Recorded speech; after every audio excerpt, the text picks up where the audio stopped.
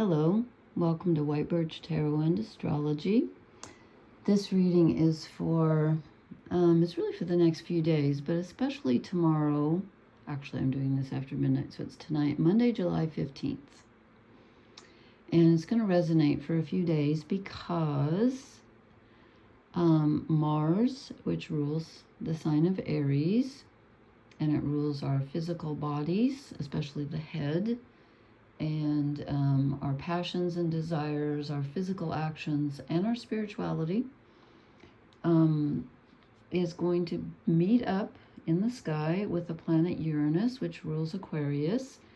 And Uranus is sudden change, mental revelation, like the bolt from the blue, where you get a sudden idea and go, aha. And it can be, things changing very rapidly that feel out of your control. And when Mars and Uranus get together, there's always, I'm not trying to be a doomsayer or, scare people, but you need to be careful because accidents can happen. Things you can move too quickly, and things can just kind of, something sudden can happen, and you need to keep your feet on the ground. And they're together in Taurus, which is the earth sign, the first earth sign. It's fixed energy, so it's very earthy. So I feel like this is more able to manifest on an actual physical level, where there's a physical change. And of course, we just had this, violent thing happen in the U.S. I'm not surprised, and I was watching, I was looking online. I was going to look up Donald Trump's chart, and someone had already done so, of course, and it was like astoundingly accurate that should happen to him at that time. Anyway, so I'm not trying to scare people, but it can be a moment of sudden change. And it's interesting to me that it's happening like 3 days after Venus, which rules Libra and Taurus. She rules the ruler of Taurus, where Mars and Uranus are going to meet. Venus was opposite Pluto in Aquarius. Venus rules our loved ones, relationships, what we love and value, including ourselves, our self-worth. And Pluto is death and rebirth and transformation. Pluto rules the sign of Scorpio. He's the god of the underworld. So there could have been a relationship change, or that could be part of this upcoming Mars-Uranus. They're very close. Just a couple of days. So I thought I would do a reading. This is for everyone, about this energy because it's so interesting. And I'm going to start off with one quick quote. And I hope this isn't depressing. I thought it was funny. I do think it's funny. It's by the writer Edgar Allan Poe, who really wasn't funny, right? He was like very dark. I loved him when I was a teenager. I still do. He was brilliant. But he said this. He said, "I became insane with long intervals of horrible sanity." Bless his heart. That's funny. I find that funny, but I have a dark sense of humor, so there you go. Okay, so I'm using the Wild Unknown Tarot. And I've drawn some shadow cards also, and I'll draw an oracle card. So we start out with the Five of Wands. Okay, this is disruption. Wands are fire. Mars is, of course, fire. He rules Aries, which is a fire sign. Used to be the ruler of Scorpio, but now Pluto is. Anyway, so something is disrupted. Yes, Mars conjunct Uranus in Taurus is going to be disruption of some kind. And again, it doesn't have to be negative. It doesn't have to be. You could win the lottery. You could, trip over something in your yard and discover somebody's buried gold coins. It doesn't have to be bad. You could get a brilliant idea, because Uranus rules ideas. However, when it's in contact with Mars, it's generally something on the physical level. Although, again, Mars rules the physical and spiritual are two sides of the same coin, so it could be a spiritual revelation as well. Could be a visit from someone who passed on with Venus opposite Pluto. That just came to me. Someone could have a visit from someone that's long gone. I know I've been just not anyone's particularly interested probably, but I'm cleaning out the basement, getting ready to move, and I'm going through my late mother's stuff that has been down there for years and my late husband's stuff. And I was excited about going through this, and then I realized, oh my God, this is sad. I reach into a box and I pull out an old teddy bear I gave my mom, and then I start sobbing, and I'm like, oh my God, I did not think about how sad this was going to be. Anyway, there could be some melancholy right now too, but things are changing. So with Venus opposite Pluto, that was a big one. So the next card I get is the World, the last major arcana in the deck. This is absolute and total, the end of one cycle and the beginning of a new one. And we have Neptune at 29 degrees of Pisces. He's retrograde, but that's the last degree of the entire zodiac. And Saturn is also in Pisces, so that's very karmic. There's a lot of karma right now, reaping what you've sown, and that can be really good because it's the harvest. Just depends on what you've sown. But it's the end of a cycle and the beginning of a new one. And from where I sit, from what's going on in the world today, we need the end of a cycle. Oh boy, do we. I'll take it. I want a new cycle because I'm not real thrilled with the current one. Okay, and then we get the Wheel of Fortune. This is, I mean, you can't make this stuff up. I love these cards. They are so beautiful, really. I need to use them more often. So we have the World and the Wheel of Fortune. Things are really changing.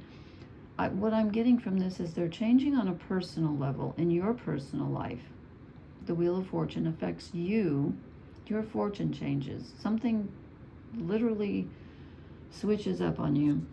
And then the World is like, it's affecting all of us, the collective and the personal.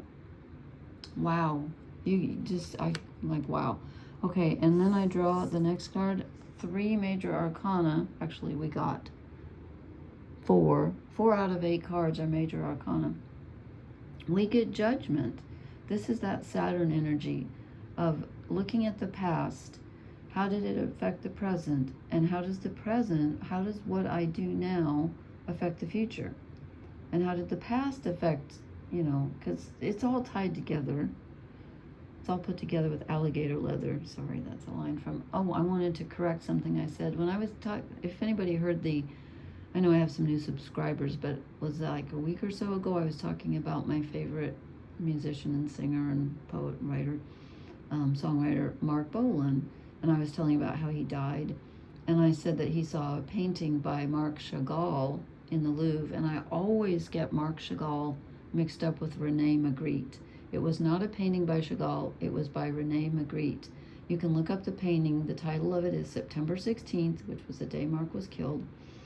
And there's a tarot card in my, it's in this deck, in the Wild Unknown deck, that I swear they took from that painting. It's a sycamore tree with a waning crescent moon. Anyway, so here comes Judgment. So everything is changing around us, personally and all around us, and we need to stop and sum up where we've been, where we want to go, and are the things you're doing today moving you in the direction in which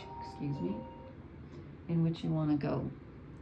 Oh, I forgot. I need to do something in 5 minutes. Okay, I won't be done. And then I get the Mother of Swords, which is the same as the Queen of Swords. So this is having clear vision and clarity. So with Mars, you can be rather impetuous because it's physical desire and it's kind of like acting before you think. So this is telling us we need to be in control of our thoughts. Think before you act, definitely. And then here's our other major arcana, Death. Something ends. Well, it does with the world. As I said, it's the end of a cycle and the beginning of a new one. Something ends. But this is also a rebirth card because Pluto rules death and rebirth. He doesn't look he doesn't look like he's coming back to life anytime soon, but trust me, this is a card of rebirth and transformation. You have to die, something has to die in order for us to be transformed. So, yeah, there's major transformations going on. I was going to say something else, but it just went out of my head. And then look, we get the Six of Wands, which in this deck is transformation. Coming out of the broken branches, the butterfly has come out of the cocoon. Something on my screen. So this is a confirmation that even though it may seem kind of grim, like things are just, you know, like, oh my God, where everything's bad and it's ending and it's terrible and there's death around me. No, there's also rebirth. Death is always rebirth. And this is the confirmation. We will be reborn.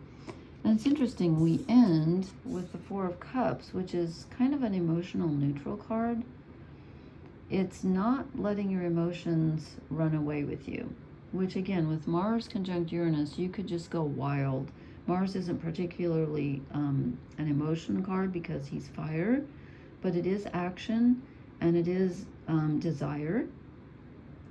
It's your motivation. So this is telling us with the Mother of Swords, be in control of your thinking. Don't fly off the handle and think something, you know, weird. And emotionally stay calm, because something's going to change, but you're going to be okay. Stay calm, because there's rebirth in the process. Okay, and this was at the bottom of the deck, and I don't know, it just felt like I wanted to come out. The Three of Cups, which is usually partying with your friends, which in this deck looks more like a funeral with all the black.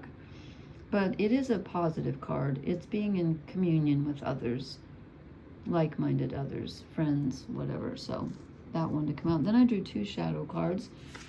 And look what we get. The Wheel of Fortune, again, twice. So it's our positive card. Things are moving in a positive direction, but they may not feel like it at first. Because when something, you know, when you have to let go of something, it has to die in order to be transformed. The death part is usually not fun. The letting go part, and again, I'm not literally talking about you're going to die, but I'm just saying something may have to be let go in order for the wheel to turn. But the wheel does turn, whether we want it to or not. And so it turns, we get the rebirth, but it might be a bit painful.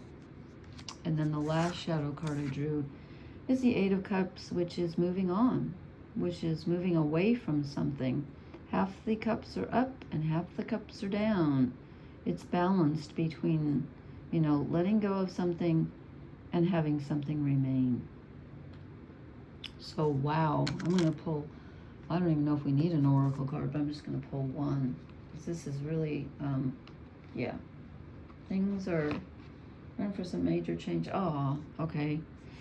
Peace. This is the last card I expected with Mars conjunct Uranus. Maybe this is telling us to stay peaceful. Let me draw one more. That's very hard to believe. The one on the bottom wants to be shown again. This makes more sense to me, although we could have peace. Fork in the road. Okay, I love that they put a literal fork as a signpost. I don't know, it's funny. So there's a fork in the road. There's the Owl of Wisdom, and here's the owl on the Mother of Swords. So, you know, keep your head. What's that old quote? Keep your head when everyone around you is losing theirs, or whatever. Oh my gosh, I just said that, and then yesterday was Bastille Day, when they stormed the Bastille and cut off everybody's heads. Okay, don't go there, Lori. just never mind. I'm getting weird channeling tonight. Fork in the road. You might have a decision to make. That's okay. When Mars conjuncts Uranus, it's usually kind of something that's not in our control, but remember, you can always control how you react to something. So stay calm, stay logical. It's going to be okay. There will be a rebirth. Even though it looks like everything's out of control right now, there is something that controls everything. There just is. So, okay, so that's what I've got for you. Please leave me a comment. Let me know what you think of the reading. Let me know how energy's treating you right now. And please hit the like, share, and subscribe buttons. And I will talk to you later. Blessings. Good night.